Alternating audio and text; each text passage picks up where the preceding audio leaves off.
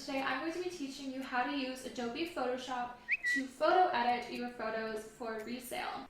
So I'm already in Photoshop, I have everything loaded up and my screen is recording. So without further ado, let me get right into this tutorial with you guys. So there's a lot of things that you can do in photo editing, but I'm going to walk you through every single basic step that I like to do to photo edit my photos. This is going to go into lighting, contrast, saturation, and colors, all that fun stuff so that your photos are looking much better than their original versions. So the first thing I like to do is play around with my lighting by going to Image, Adjustments, and Levels. I like to bump up my brightness using this slider on the very right here, and I just bump it up all the way to the edge of the black here. If you go too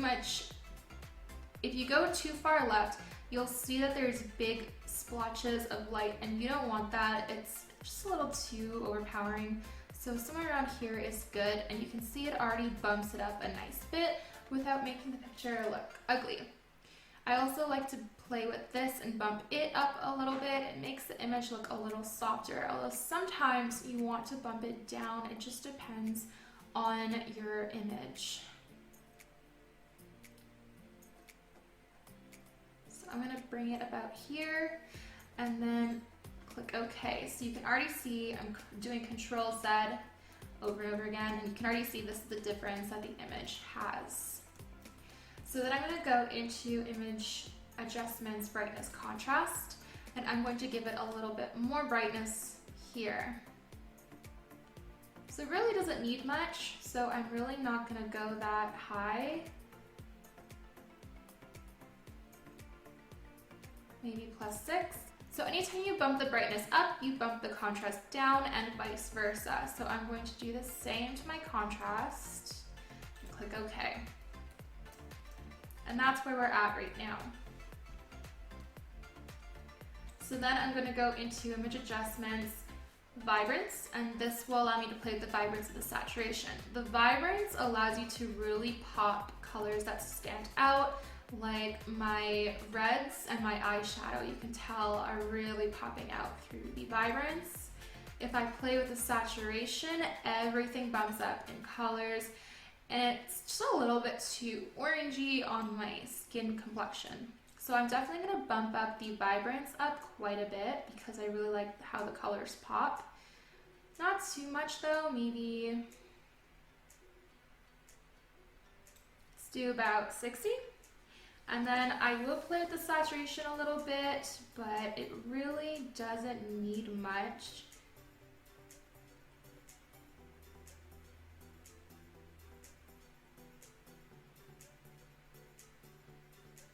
I like to go back and forth to see where I'm liking it. Maybe just a +6, give it a bit more saturation.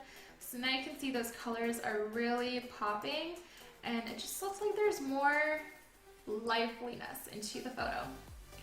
So you can also do Image Adjustments, Color Balance. Sometimes I get yellow tint in the background and I really don't like this. You can't really see it in this photo. The lighting was pretty decent, so there isn't really any yellow splotches, but you could bring that down by pushing the blue from the yellow. Or you can add yellow tone by bringing it towards the yellow as well. And then this top bar here, you can bring it towards the blues to make the yellow go away, or the reds to give more of a temperature.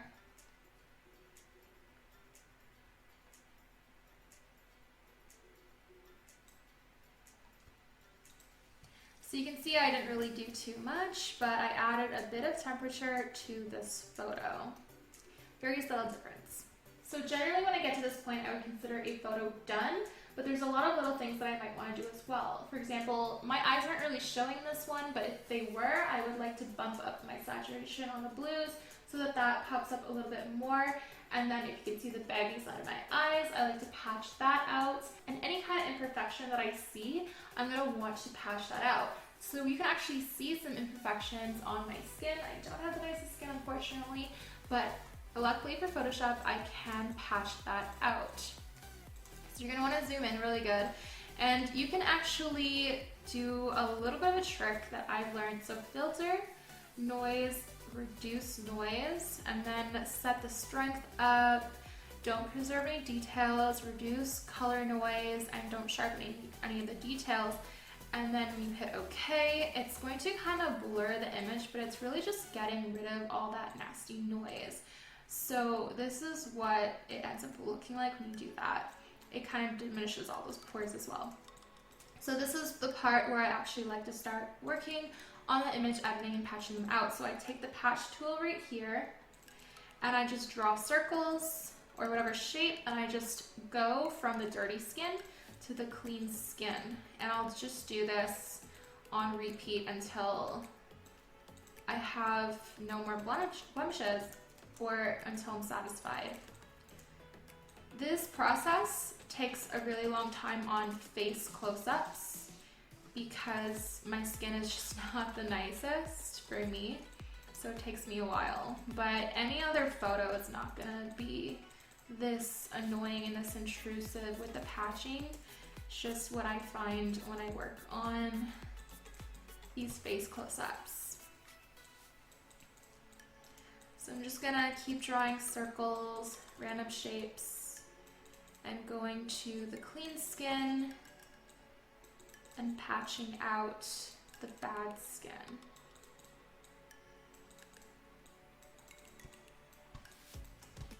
And this can generally take me quite some time, so you can be as thorough or not so thorough as you want to be. It's your image, do what you like.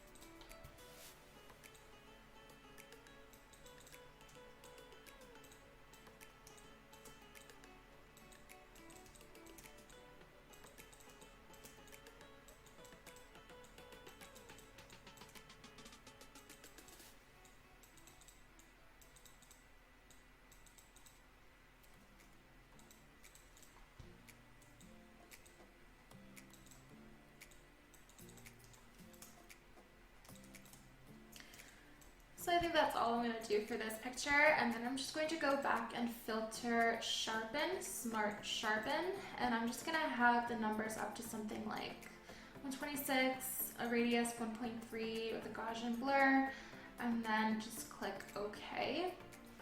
And it's already looking a lot better. So this is the after I edited my photo, and then here is the before. So you can see with all the lighting, the saturation, and the patching, this is what you end up getting.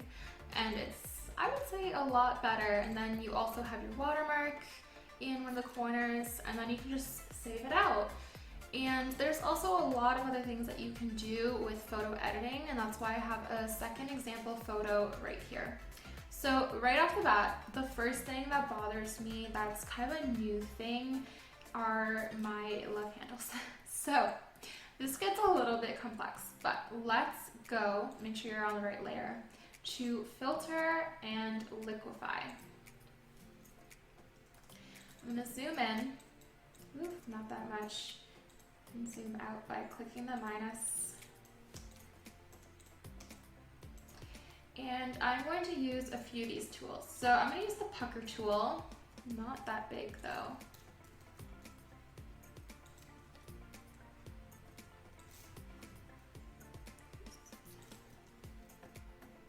about this size. The pucker tool shrinks things. So I'm gonna use this on my love handles. Just like this.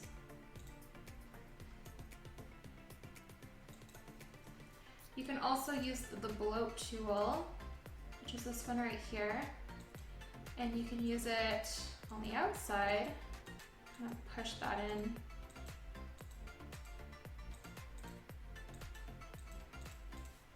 And you can even use the Move tool to move around anything that needs moving. Perfect. And then I'm going to do this side here. So I'm going to do the pucker.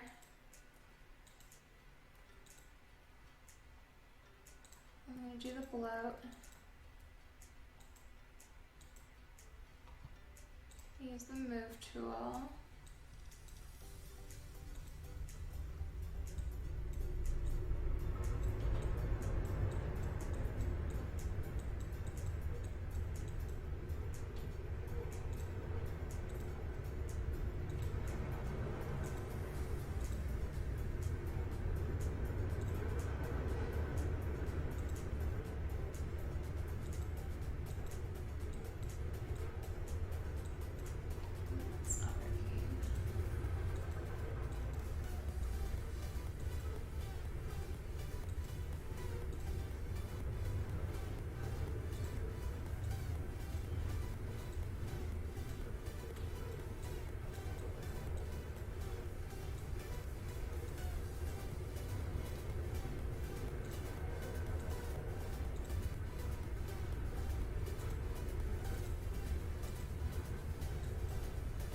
Oh, that's pretty good. Okay, so I'm gonna hit OK. And you already did a huge difference. So I don't have those nasty love handles. Okay, so I'm going to zoom in because I do have some little cuts here that I want to patch out. So I'm just gonna again select the area and move to a fresh piece of skin. And if I have any cuts or bruises or stuff like that in the photo, I'll do the patch tool there as well. I think I have this little guy on my chin.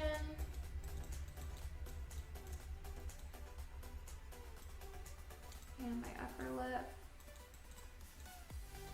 So this one I do have baggies under my eyes, so I am going to take care of that.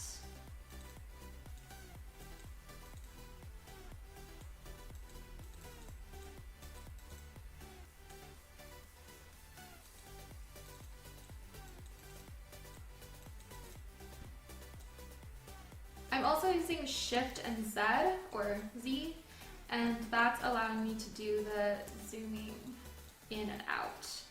So if you do Shift Z, you can get the zoom command, and that can quickly allow you to do the zoom whenever you need to, Control Z when you make mistakes, that kind of thing. So I'm going to take the Select tool and I'm going to make shapes around my eyes. I'm going to hold Shift so I can make another selection in the same selection. I'm going to select the Select tool, layer via copy, and this is via right click. And then it's in a new layer. I'm going to go to Image, Adjustment, Color Balance, and I'm just going to play around some numbers here. Get the saturation up with my eyes, but I don't want it to be too saturated because I don't want the difference to stand out too much. So I'm going to turn the opacity down to something like 35. So now you can see it's making a difference, but it's not too overpowering. And then I'm just going to merge that down with the layer as well. I don't like these red veins in my eyes, so I'm going to try to patch those out if I can. Sometimes I just can't, but I try to. Sometimes I have these stress lines on my forehead that I don't like, so I'll patch those out.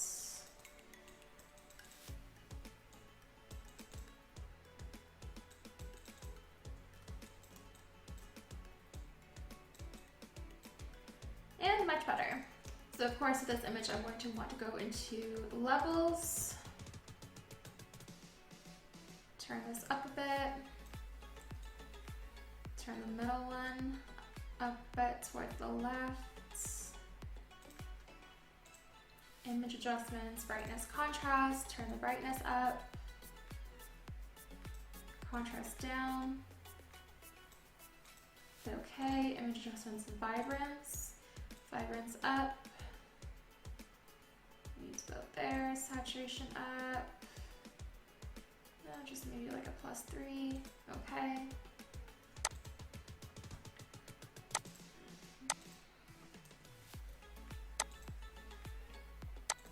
So the before and after, this is what they look like.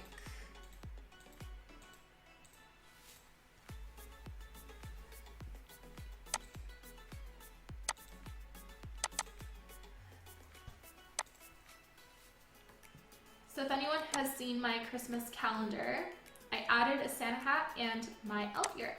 So in order to do that, basically I just take in Google Images and I take a photo of what I'm looking for. So let's start with the hat. I just found a random Santa hat and I saved the image out. So now I'm just going to take a select tool. I'm not going to be too picky. You can get really extensive with this, but layer by a cut and then delete that. And then you can do a bit of a blur around the outskirts of the hat here.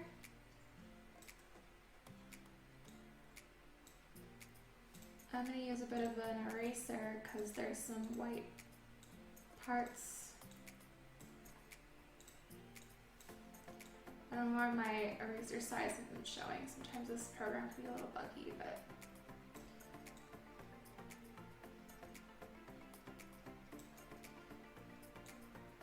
I don't mind doing the blur for this because the hat is already like fabric, so it kind of fades out on its own, just on the outskirts there. And then I'm going to select it, retransform. I'm going to move it up to my head. And then I'm going to turn it in the free transform because I want to match my head so it looks like it fits. I generally don't condone scaling up, but with this image I'm going to scale it up a little bit because it's just a little too small for my head, I feel.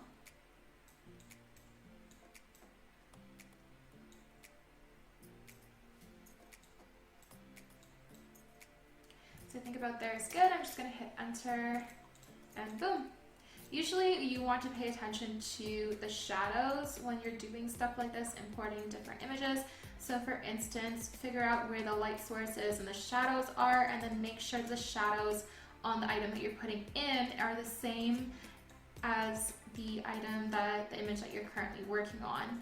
So I have some shadows on the underside here, so there would be shadows on the underside here, or shadows on this side of my face, so the shadows would be here. I think it's kind of flipped in this image, but I'm not going to spend too much time with that right now.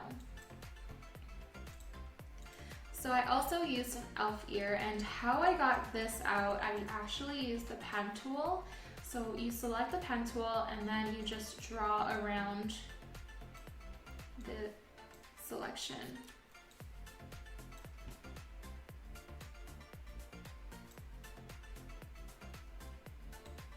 You don't have to be too nitpicky, but I sometimes get a little nitpicky when it comes to this.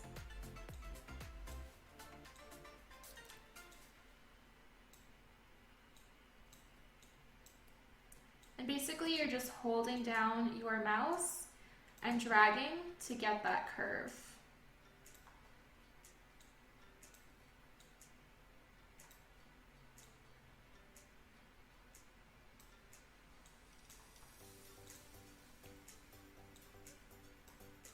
I'm happy with that. So I'm going to complete the shape. Oh, I didn't like that.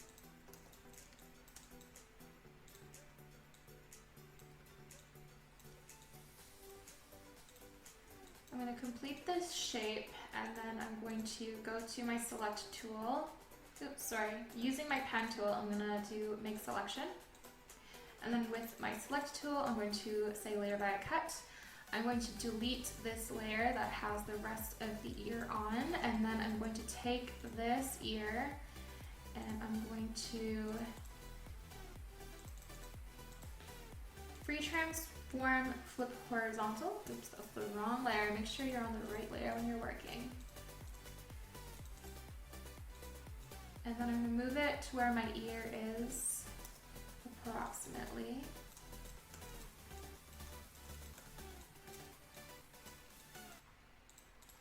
And then I'm going to scale this down because you can see where my earlobe is.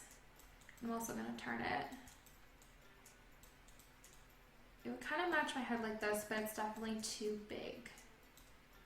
So I'm just going to scale it down until I think it's about the right size.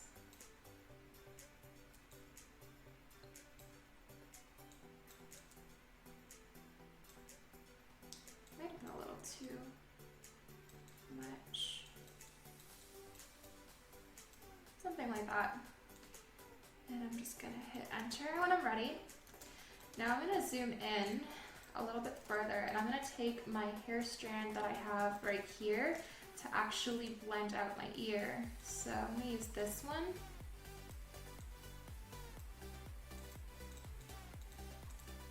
Make selection, and I do that with the pen tool, and then using the selection layer by cut, I'm gonna delete that part, and then boom, there is my elf ear. Now, when I initially did this, I did think that the ear was not my skin tone, so I did actually end up playing with it quite a bit to get my skin tone a little more yellow because it is very pink and reddy. So how you do that is you just make sure you're working on that layer, go to image adjustment, color balance, and then you can play with the shadows, the midtones, and the highlights. So my skin tone is more yellow, so I'm going to get rid of the blues and I'm going to add some yellows. And I think I also have more red tones, so I'm going to add some more red tone as well. You can play with the highlight.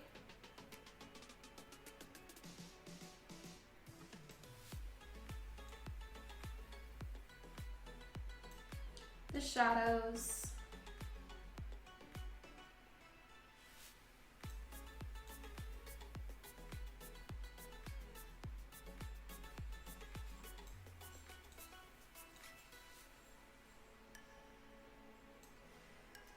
And when you think you're ready, you just hit OK.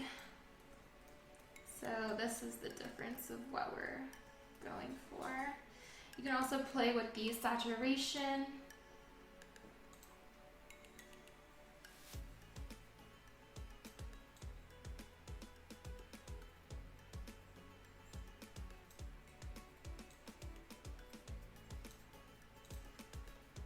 And the brightness and contrast.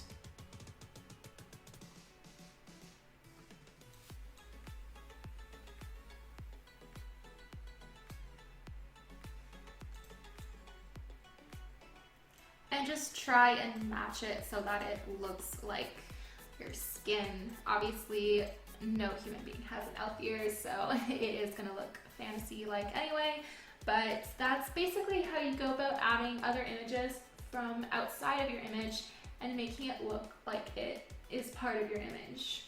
But yeah, that's how you use a number of tools on Photoshop, from the pen tool to the patch tool, and how I like to use levels, brightness and contrast, and vibrance to be able to boost my image's brightness and also its saturation where it's needed.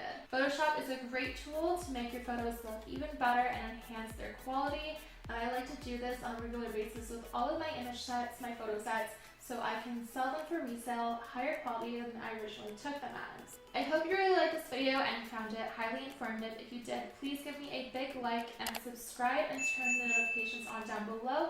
And I'll see you next time with another video. Bye for now.